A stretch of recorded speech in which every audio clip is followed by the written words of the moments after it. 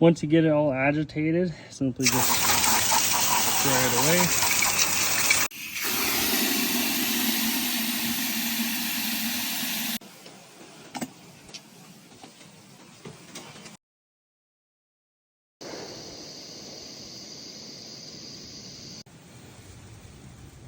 Next step is going to be add your soap to your sprayer.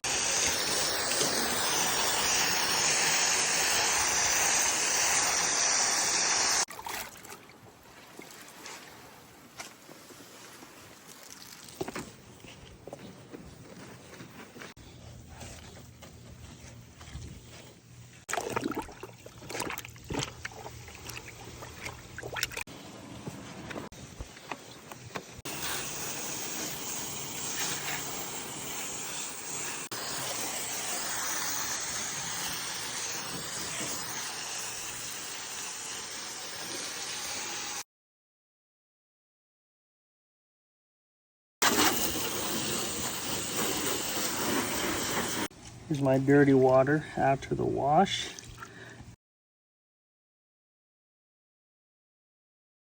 I usually like to work top to bottom.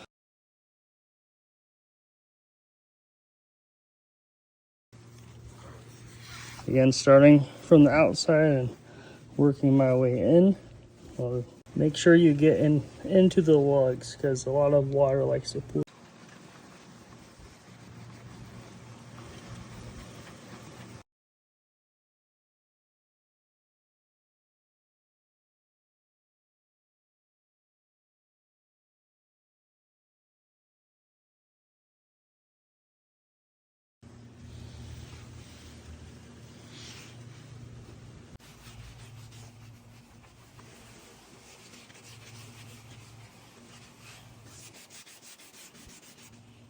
Types of cleaning rags you can use: microfiber, steel wool is a good one for probably exhaust.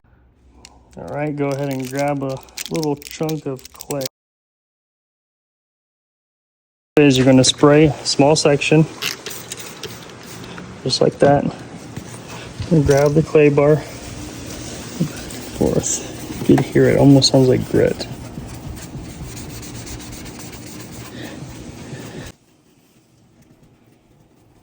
Keep going to go until it just glides across the top and you can't hear anything.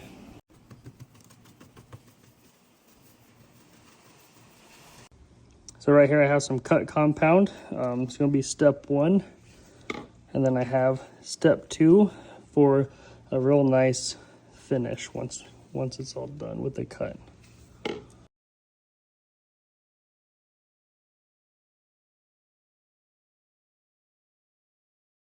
So this pad right here, orange pad, is going to be primarily for cutting. So your first step, you're going to go through working 2x2 sections throughout the whole vehicle. Once you're finished with that, you'll move to the polishing. Typically you use red pad, blue pad. I think there's a few more pads in between these two for a little bit more aggressive polishing. Yeah, this is step 2.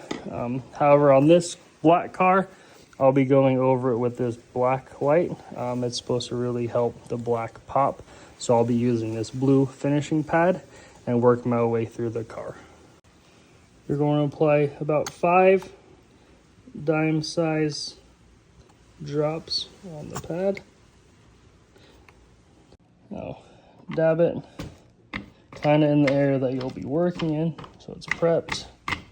Okay, nice and dabbed. It's important, you're going to start on a low setting, place it on the vehicle, and work in this compound.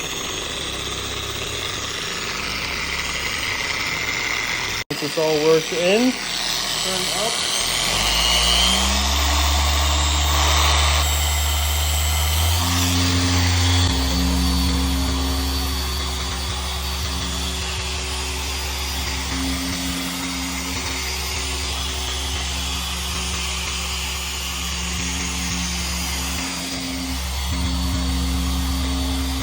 Once you're done with that section, you're going to grab a clean microfiber and you're going to rub it off.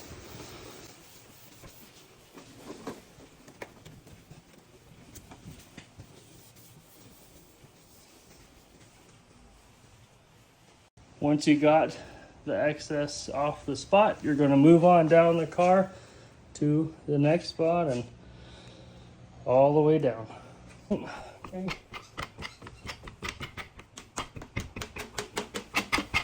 Make sure I'm on low setting.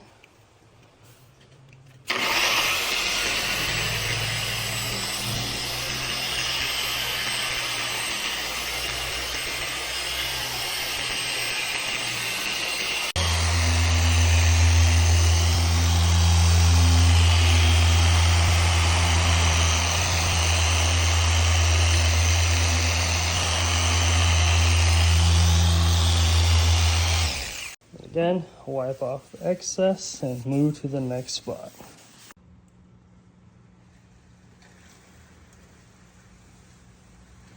I'm usually able to get away with one clean microfiber towel per side. I usually like to change it when I get to the next side just so it's fresh and not holding a bunch of polish.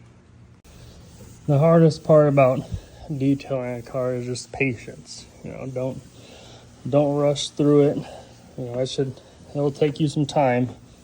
Eventually you'll get faster where you could, you know, move a little bit quicker, but, you know, starting off, just take your time and be slow and precise. All right, one side is done. I'd say it's looking pretty good for a garage paint job car. Usually you'll be doing a lot newer, nicer paint, so probably see a little bit better results, but almost got a mirror finish and just polish. All right, so I opted for a quick spray. So once you got, you know, your cut, polished, or whatever done, this will help lock it all in and kind of create a water barrier, so it'll last a little bit longer. Ceramic sealant, that's going to be, you know, your long-term, you know, months to even a year of protection. Then you have wax. Wax is a little bit less, you know, every couple weeks you'll probably have to re-wax it, touch it up. And then you got this quick spray, you know, they make ceramic base, they make wax base, they make the synthetic. These typically last, you know, a little less, few weeks, you know, in between washes. They're good to use, but they're definitely not long-term like either a wax finish or a ceramic coating finish. For this, I'm going to work it in kind of the same way as, you know, I polished. I'm going to spray a little area. I'm going to wipe it in.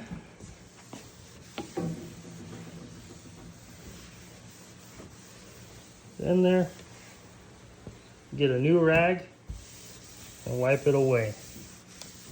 And again, halfway through, I still do like to change out my rags. My wipe away rag starts to absorb a lot of this stuff, so it's not as great. What's also good about these finishing sprays is you don't necessarily have to, you know, cut, polish, or even polish. You could just do more of a basic wash and spray it down with this, wipe it away, and you should be, you know, looking pretty dang clean right after that. You know, I'd kind of save the cut and polishing maybe for, you know, newer cars, you know, or a job that you're expecting to spend, you know, a lot of time on if it's a lot of heavy water staining, you know, etc. Once I get finished with that final spray, you know, whatever you decide, ceramic coating, wax, or just a fast spray, I'll then hit all the trim pieces, any black rubber, you know, any black trim pieces like this, even the windshield wipers, the tires. This stuff is good for pretty much anything that's black that, you know, may have lost some color due to the sun. All right, after getting a dab of this VRP, lather it on. Now the goal isn't to make the tire shiny, but you do want that fresh tire appearance. You know, you put too much on and it just ends up looking like a wet, slobbery mess. It'll end up picking up a lot of road debris and flinging it all over your car. You know, so less is sometimes more in, you know, the wheel or the tire. Once I'm all set with the outside, I'm happy with it. I'll move on to the inside, hit it with a vacuum, all throughout, get everything. This brush is really handy for all the nooks, crannies, vents. It pretty much gets all the dust out of out of everything. This interior cleaner, mist everything down, wipe with the clean microfiber, and then that's pretty much it for the inside. Some hot spots while cleaning the interior, hit all the door jambs. Dirt likes to pile up down towards the bottom. Nothing will ruin a detail as you finish up and the customer goes to get in the car and they see all this dirt build up still left over. Especially get the hinges. Look at all the vents, make sure there isn't you got dust build up all over them, and these little grooves, dust, and just make sure you're getting all the hot spots, especially the door jambs. Door jam will make huge difference getting in and out of the vehicle. Is kind of the finishing touch for cleaning the interior. Now you got the inside all clean. I usually do the glass last. Now, cleaning glass, some sprays may not be tint safe, so make sure you are aware that, if you do spray some spray that's not safe for a tint, you could end up replacing someone's tint. Luckily for me, I don't have any tint, so I usually use the can spray. That works pretty well without it tinted. With it tinted, they make hydrophobic stuff that the water will just repel right off. Then once the glass is all finished, you can move on to any final touches, anything that you may have caught, that you missed. But yeah, that's pretty much detailing a car. This big microfiber towel is really nice for drying it off. Usually I get away with drying a whole car with just this single rag. It can hold a lot of water. I usually do end up using 10 or so microfibers, just switching them out throughout. The main reason is I don't want to be spreading dirt across the paint, potentially scratching it. So every time I get a chance, I do switch it out with a fresh one. The mitt is super handy during the wash. You can put your hand in, or you can just hold it kind of like how I'm holding it now. Wipe down the car during the wash phase once it's sprayed off. The main point of spraying it off before even running any kind of microfiber or anything like that is to get as much dirt off initially. I then do hit it with the spray gun of soap to get a nice base coat of soap on there to make everything nice and slick. And then with the 2 buckets, I end up dunking that into the soap bucket, cleaning off a little section, going back, putting in the fresh clean bucket, draining it in there, and dunking it back in the soap while it's nice and clean, just to prevent more dirt going on during the wash. Again, potential paint scratches. That's going to be the biggest thing that you want to avoid. You're here to clean a car, not scratch a car.